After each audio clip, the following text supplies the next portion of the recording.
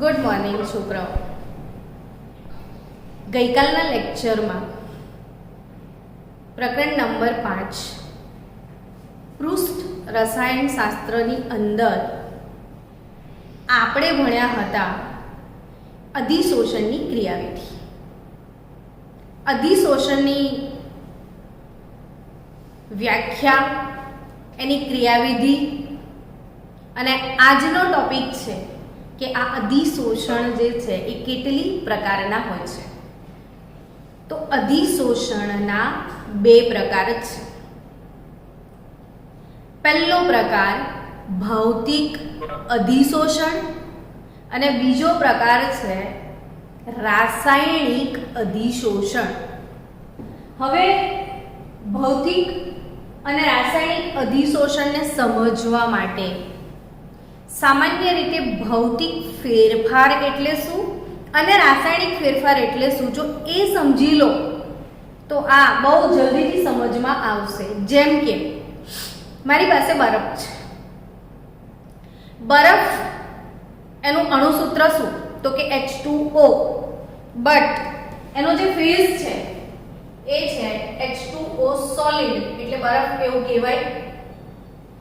હવે બરફ જ્યારે પીગળે તો શું કહેશો તો કે H2O લિક્વિડ. એટલે તમે ઘન અવસ્થામાંથી પ્રવાહી અવસ્થામાં આવ્યા, અર્થાત પદાર્થની માત્ર અવસ્થા બદલાય છે, પદાર્થનું બંધારણ બદલાતું નથી. અણુસૂત્ર બરફમાં પણ H2O જ છે અને પાણીમાં પણ H2O જ છે. એટલે અહીં પદાર્થની ફક્ત ને ફક્ત ભૌતિક અવસ્થા બદલાય છે, પદાર્થનું બંધારણ બદલાતું નથી. તો આવા ફેરફારોને આપણે ભૌતિક ફેરફારો કહેવાય. જ્યારે રાસાયણિક ફેરફાર શું હોય તો કે રાસાયણિક ફેરફાર એટલે પદાર્થનું આખું કન્સ્ટિટ્યુઅન્ટ બંધારણ આખું ચેન્જ થઈ જાય. જેમ કે કેલ્શિયમ કાર્બોનેટ લઈએ, આને ગરમ કરીએ તો calcium oxide plus carbon dioxide મળે તમને. કેલ્શિયમ કાર્બોનેટને ગરમ કરું તો કેલ્શિયમ ઓક્સાઇડ અને કેલ્શિયમ કાર્બન ડાયોક્સાઇડ મળશે. આખો પદાર્થ બદલાઈ ગયો. આ રાસાયણિક ફેરફાર કહેવાય. એટલે રાસાયણિક ફેરફાર તો કે પદાર્થનું બંધારણ બદલાય. કાગળના ટુકડાને હું સળગાવું તો આખો સળગી જાય, પછી રાખ થઈ જશે તો એ કેમિકલ ચેન્જ કહેવાય. પણ પદાર્થનું કશું બંધારણ ના બદલાય, ફક્ત અવસ્થા બદલાય. ઘનમાંથી પ્રવાહી પાણીને ઉકાળીએ તો વરાળ બને. આ ભૌતિક ફેરફાર છે. એટલે ભૌતિક ફેરફાર અને રાસાયણિક ફેરફાર વચ્ચેનો તફાવત જેવો છે એવો જ ભૌતિક અધિશોષણ અને રાસાયણિક અધિશોષણ છે. પહેલા તો એક ઉદાહરણ આપી દઉં કે ભૌતિક અધિશોષણ એનો એક એક્ઝામ્પલ કે ફર્શ ઉપર પાણી પડ્યું છે, બરાબર. એ પાણીમાં હું સ્પંજ મૂકી દઉં. ફર્શ પર શું પડ્યું છે બાળકો? પાણી પડ્યું છે. ને પાણીમાં હું સ્પંજ મૂકી દઉં તો પાણી એ સ્પંજમાં શોષાઈ જશે. કશું જ અહીંયા છે નહીં. આ ભૌતિક અધિશોષણ છે. બટ ધાતુની સપાટી પર કાટ લાગવાની ઘટના છે. આ રાસાયણિક અધિશોષણ કહેવાય. ફરીથી એકવાર સમજો કે સ્પંજ એને પાણીમાં નાખવું ને સ્પંજના અંદર પાણીનું અધિશોષણ થાય છે તો એ ભૌતિક અધિશોષણ છે. અહીં કોઈ રાસાયણિક પ્રક્રિયા થતી નથી. સ્પંજ અને પાણીના ઘટકો વચ્ચે કોઈ પણ પ્રકારની રાસાયણિક પ્રક્રિયા થતી નથી, સમજો. બટ જ્યારે ધાતુનો કાટ લાગે છે, લોખંડ કટાય છે, ત્યારે લોખંડનો કાટ બને છે Fe2O3 અને ત્યાં ઘણી બધી વિદ્યુત રાસાયણિક પ્રક્રિયાઓ થાય છે. તો આ રાસાયણિક અધિશોષણ છે. અર્થાત કે જે નોર્મલી પરિણમે છે એ ભૌતિક અધિશોષણ, પણ કોઈક રાસાયણિક પ્રક્રિયાના અંતે થાય છે એ રાસાયણિક અધિશોષણ. ટૂંકમાં અધિશોષણને બે પ્રકાર છે એ તમે ક્લિયર થઈ ગયા. કયા બે પ્રકાર? ભૌતિક અધિશોષણ અને રાસાયણિક અધિશોષણ. હવે આ બંને વચ્ચેનો ડિફરન્સ વધારે ડિટેલમાં સમજીએ. પહેલો જ શબ્દ મેં અહીંયા લખી રાખ્યો છે. તમે મીટિંગમાં આરામથી એન્ટર થતા હતા એટલે મેં લખી રાખ્યું, આવે ત્યાં સુધી આપણું કામ તૈયાર થઈ જાય. તો પહેલો પ્રકાર છે વંડરવાલ્સ આકર્ષણના લીધે. આ વંડરવાલ આકર્ષણ શું? તો કે કોઈ કારણ વગર જે આકર્ષણ છે. નોર્મલી સોડિયમ ને ક્લોરીન માટે કેમ આકર્ષણ છે NaCl માં? તો કે ભાઈ NaCl માં Na પર ધન વીજભાર છે, Cl પર ઋણ વીજભાર છે. ધન અને ઋણ વીજભારો વચ્ચે આકર્ષણ થાય છે. હું આને ચોક્કસ બળ વડે સમજાવી શકું કે ધન અને ઋણ બે વિરુદ્ધ વીજભારો વચ્ચે આકર્ષણ છે તો એક કુલોમ્બિક આકર્ષણ બળ છે. કુલોમ્બિક આકર્ષણ બળ. તમે કોઈ પણ જગ્યાએ ઉપરથી કોઈ પણ વસ્તુ ફેંકો તો એ નીચે જ આવે, જમીન પર જ આવે. ત્યાં કોઈ બળ છે? તો કે હા, પૃથ્વીનું ગુરુત્વાકર્ષણ બળ કે જે કોઈ પણ પદાર્થને પોતાની તરફ નીચે ખેંચી લાવે છે. ટૂંકમાં આ જે બધા બળો છે એને કોઈકને કોઈક નામ વડે તમે સમજાવી શક્યા, જેમ કે ગુરુત્વાકર્ષણ બળ, જેમ કે કુલોમ્બિક બળ. પણ છતાં પણ જેને કોઈ બંધ વડે કે કશા વડે સમજાવી નથી શકાતું પણ છતાંય આકર્ષણ તો છે, એ આકર્ષણ બળને આપણે વંડરવાલ આકર્ષણ બળ કહેતા હોઈએ છીએ. પ્રોટોન પ્રોટોન વચ્ચે, ન્યુટ્રોન ન્યુટ્રોન વચ્ચે, પ્રોટોન ઇલેક્ટ્રોન વચ્ચે, અણુ અણુ વચ્ચે, બે અણુઓ વચ્ચે, બે પરમાણુઓ વચ્ચે જે આકર્ષણ બળ છે જેને કોઈ બંધ વડે નથી સમજાતું છતાં પણ છે, એ વંડરવાલ આકર્ષણ બળ. અહીં સ્પંજની અંદર પાણી નાખો છો અને અંદર જતું રહ્યું, ત્યાં કોઈ રાસાયણિક બંધ બન્યો નથી પણ છતાં આકર્ષણ હતું તો ગયું ને. તો આવા આકર્ષણ બળને કયું આકર્ષણ બળ કહેવાય? વંડરવાલ્સ આકર્ષણ બળ. એટલે પહેલો જ મુદ્દો છે, તમે નોટમાં લખતા પણ જજો, વાંચતા પણ જજો, પ્રિપેર બી કરજો, કારણ કે આ બોર્ડની અંદર 3 માર્ક્સમાં આ પ્રશ્ન પૂછાય છે કે ભૌતિક અધિશોષણ અને રાસાયણિક અધિશોષણ વચ્ચેનો તફાવત લખો. તો આ તફાવત આ theory point of view, board point of view, MCQ point of view, it's a very important topic. Easy going પણ છે, આવડે એવો બી છે, શું કામ તૈયાર નહીં કરવાનું? બહુ જ ઇઝી ગોઈંગ ટોપિક છે. સો ગાઈઝ, ભૌતિક અધિશોષણ કોના લીધે હોય? તો કે વંડરવાલ્સ આકર્ષણ બળના લીધે હોય. રાસાયણિક અધિશોષણ કોના લીધે હોય? તો કે તે રાસાયણિક બંધ રચનાના લીધે હોય. અર્થાત કે જો રાસાયણિક બંધ બનવાની શક્યતા હોય તો જ એ અધિશોષણ થાય, નહીં તો ના થાય. ફોર એક્ઝામ્પલ, તમે આવું સાંભળ્યું હશે Ni/H2.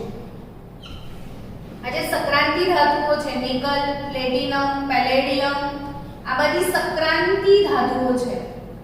અને તમને ખ્યાલ છે કે આ નિકલ, પ્લેટિનમ, પેલેડિયમ સક્રાંતિ ધાતુઓની ઉપર હાઇડ્રોજન વાયુનું અધિશોષણ થાય છે.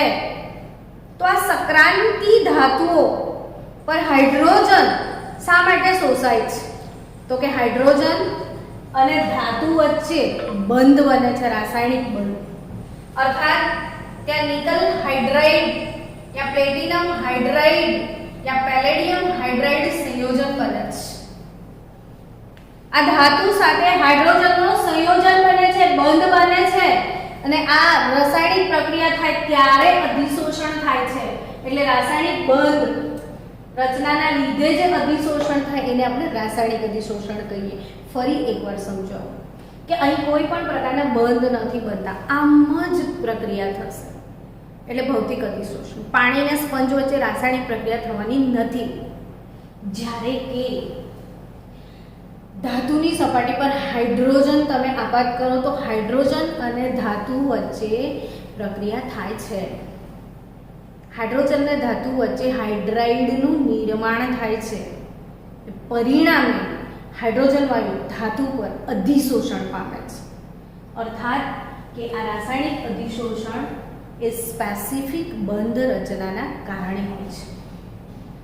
ભૌતિક અધિશોષણ સ્વભાવે વિશિષ્ટ નથી, એટલે કોઈ સ્પેસિફિક જરૂરિયાતો નથી, થાય એમનેમ જ થાય.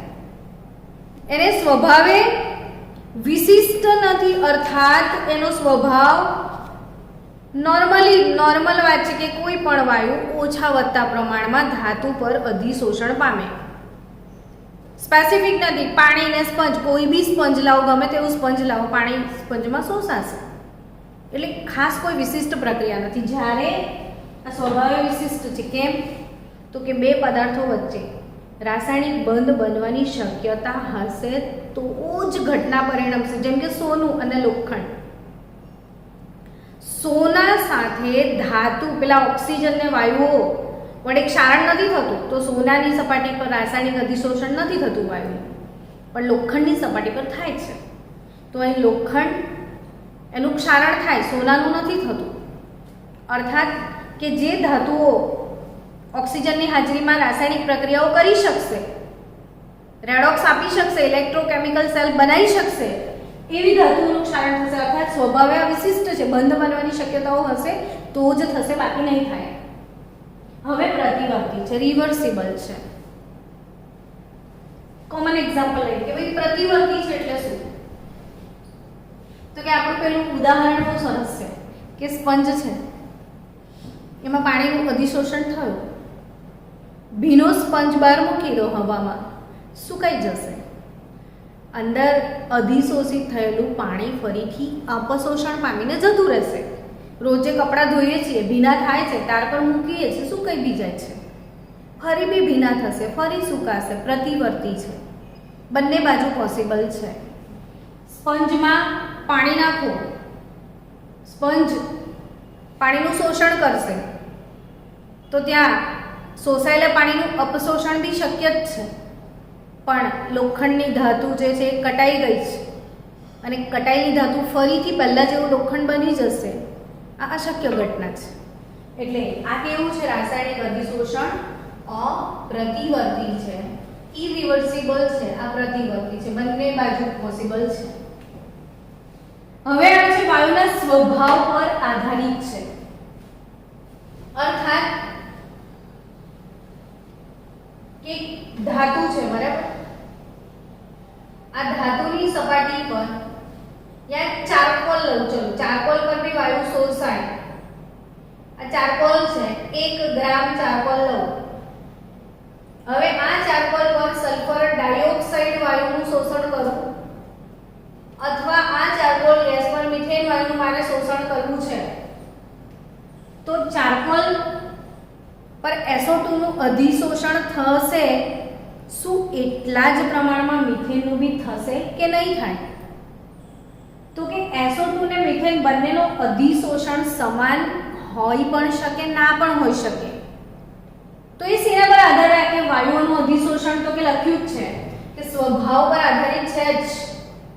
જે વાયુઓનું પ્રવાહીકરણ સહેલાઈથી થઈ શકે. પ્રવાહીકરણ એટલે શું? તો કે વાયુને ઠંડો પાડીએ અને દબાણ આપીએ તો વાયુ પ્રવાહીમાં જતો રહે. બધા જ આ ઘટના વિશે જાણો જ છો કે વાયુમાંથી પ્રવાહીમાં જવાય, ને વાયુમાંથી પ્રવાહીમાં જવાની ઘટનાને આપણે શું કહીએ છીએ? પ્રવાહીકરણ. હવે આ બંને વાયુઓનું પ્રવાહીકરણ, સલ્ફર ડાયોક્સાઇડ ને મિથેન વાયુનું પ્રવાહીકરણ એક જ સરખી રીતે ના થાય. કોઈકનું સહેલાઈથી થાય પ્રવાહીકરણ, ને કોઈકનું બહુ માથાકૂટ કરીએ ત્યારે પ્રવાહીકરણ થાય. તો આ પ્રવાહીકરણ થવાની ઘટના કોના સાથે સંકળાયેલી છે? તો કે વાયુના ક્રાંતિક તાપમાન સાથે. ધોરણ 11 દ્રવ્યની અવસ્થાઓ ચેપ્ટરમાં કાર્બન ડાયોક્સાઇડ વાયુના પ્રવાહીકરણનો થોમસ એન્ડ્રુઝનો જે પ્રયોગ હતો, એમાં આપણે વાયુના ક્રાંતિક તાપમાન વિશે શીખ્યા હતા કે ક્રાંતિક તાપમાન જેનો ઊંચો હોય એનો પ્રવાહીકરણ ઝડપથી થાય. ક્રાંતિક તાપમાન એટલે શું? તો કે વાયુને પ્રવાહીમાં લાવો છે, તો વાયુને કઈ રીતે પ્રવાહીમાં લવાય? તો કે બે રસ્તા. પહેલા વાયુનું થોડુંક તાપમાન ઘટાડો, થોડું તાપમાન ઘટાડવાથી ઠંડો પડે, પછી દબાણ આપી દો તો વાયુ પ્રવાહીમાં આવી જાય. તો કે થોડુંક તાપમાન ઘટાડો એટલે કેટલા સુધી ઘટાડો? તો કે ક્રાંતિક તાપમાન સુધી. કોઈ પણ વાયુનું તાપમાન ક્રાંતિક તાપમાન સુધી ઘટાડો ને ક્રાંતિક તાપમાન આવી જાય, પછી તમે દબાણ આપો તો વાયુ પ્રવાહીમાં જતો રહે. તો સેમ વે જેના ક્રાંતિક તાપમાન ઊંચા હશે, ક્રાંતિક તાપમાન જેના ઊંચા હશે એનું પ્રવાહીકરણ ઝડપથી થશે, ને જેનું પ્રવાહીકરણ ઝડપથી થશે એનું અધિશોષણ વધારે પ્રમાણમાં થશે. એટલે આ મુદ્દો બહુ જ સરસ છે કે વાયુના સ્વભાવ પર આધારિત છે, ને જે વાયુનું પ્રવાહીકરણ ઝડપથી થાય એનું અધિશોષણ વધારે થાય.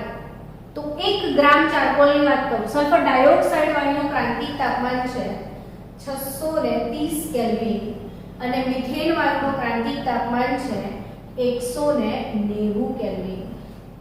બોલો કોનો વધારે? 630 વધારે. તો કોનું પ્રવાહીકરણ વધારે ઝડપથી થશે? SO2. તો કયો વાયુ વધારે શોષાશે? SO2. તો જેનું ક્રાંતિક તાપમાન ઊંચું એનું પ્રવાહીકરણ ઝડપથી થાય, એનું અધિશોષણ વધારે થાય. તો અહીં શું લખ્યું છે? તો કે આ પણ વાયુના સ્વભાવ પર જ આધારિત છે. અહીંયા જે વાયુ અધિશોષક સાથે પ્રક્રિયા કરી શકે છે, જેમ કે હમણાં જ મેં કીધું કે સંક્રાંતિ ધાતુ છે, એના પર હાઇડ્રોજન વાયુની રાસાયણિક પ્રક્રિયા થઈને હાઇડ્રાઇડ બને છે, તો આનો અધિશોષણ થાય. પણ ઓક્સિજન વાયુ સાથે ઓક્સાઇડ ના બનાવતો હોય તો એની પ્રક્રિયા ના થાય. લઈ આ ઓક્સિજન કે બીજા કોઈ ગેસ સાથેની પ્રક્રિયા કરતી નથી ધાતુ, તો પછી એનું અધિશોષણ નહીં થાય. એટલે આ પણ વાયુના સ્વભાવ પર છે કે અધિશોષક સાથે પ્રક્રિયા કરી શકે તો અધિશોષણ થાય, प्रक्रिया ना कर सके तो अधिशोषण ना થાય. ओके, नेक्स्ट मूव ऑन अपना क्या है ये समझ में आ ही गया है आपको. तो આપણું नेक्स्ट मूव ऑन શું છે સમજીએ.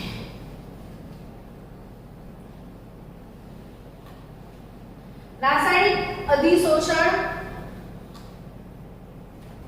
નીચી એન્થાલ્પીએ થાય. એટલે કેવું છે કે બહુ કોમન છે, કોઈ રાસાયણિક પ્રક્રિયા કરવાની જરૂર નથી, વાન ડર વાલ આકર્ષણ બળોના લીધે થાય છે, બહુ સરળતાથી થાય છે.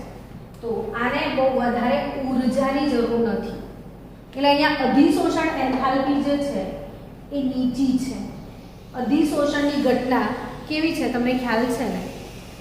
ઉષ્માક્ષેપક છે ને. આ અધિશોષણ એન્થાલ્પી ભૌતિક અધિશોષણ થાય તો અધિશોષણ એન્થાલ્પીનું મૂલ્ય નીચું હોય છે ને એ કેટલું હોય છે?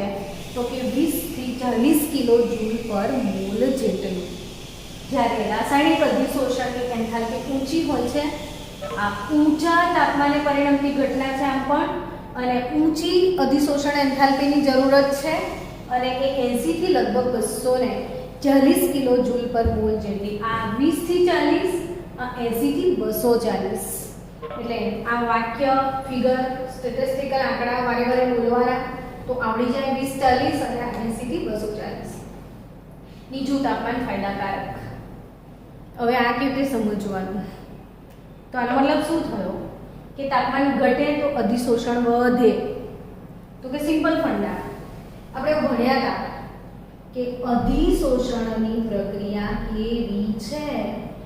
તો એ છે ઉષ્માક્ષેપક. ઉષ્માક્ષેપક એટલે શું? તો કે જે રાસાયણિક પ્રક્રિયા દરમિયાન ઉષ્મા મુક્ત થાય. હવે આમાં ઓલરેડી ઉષ્મા મુક્ત થાય છે, એટલે સમજો કે ઉનાળો છે તો ઉનાળામાં તો એસી ચાલુ કરો તો જ મજા આવે ને. કોઈ તાપણું કરે ઉનાળામાં તો ગમે ના ગમે. તો અહીંયા અધિશોષણની પ્રક્રિયા પોતે પૃષ્ઠ ઊર્જામાં ઘટાડો કરે છે, અને તમે ઊંચું તાપમાન આપો તો અધિશોષણ બહુ સારું ના થાય. એટલે આને ઉષ્માક્ષેપક પ્રક્રિયા હોવાથી નીચું તાપમાન અનુકૂળ આવે. કેવું તાપમાન અનુકૂળ આવે? નીચું તાપમાન. એટલે તાપમાન જેટલું નીચું અધિશોષણ એટલું વધે. આમ બી વિચારો કોમન લોજિક કે આ ધાતુ છે, તાપમાન ઓછું હશે તો વાયુના અણુઓ શાંત હશે તો અધિશોષણ સારું થશે. પણ તાપમાન વધારો તો ગતિ ઊર્જા વધી જાય, વાયુના અણુઓ દૂર દૂર દૂર ફેલાવા લાગે તો અધિશોષણમાં શું થાય? ઘટાડો જ થાય. એટલે નીચા તાપમાને ગતિ ઊર્જા ઓછી હોવાથી અધિશોષણ સારા પ્રમાણમાં થાય. નીચું તાપમાન ફાયદાકારક. હવે સક્રિયકરણ ઊર્જાની ખાસ જરૂર રહેતી નથી. અહીંયા સક્રિયકરણ ઊર્જાની જરૂર પડે કેમ કે કોઈ રાસાયણિક પ્રક્રિયા થવાની છે, એટલે બે પ્રક્રિયકો એ ઉત્તેજિત થશે તો જ રાસાયણિક પ્રક્રિયા પરિણમશે અને તો જ અધિશોષણ થશે. એટલે આને ઊંચી સક્રિયકરણ ઊર્જાની જરૂર છે, આને જરૂર નથી. આ બંને સપાટીના ક્ષેત્રફળ પર આધાર રાખે.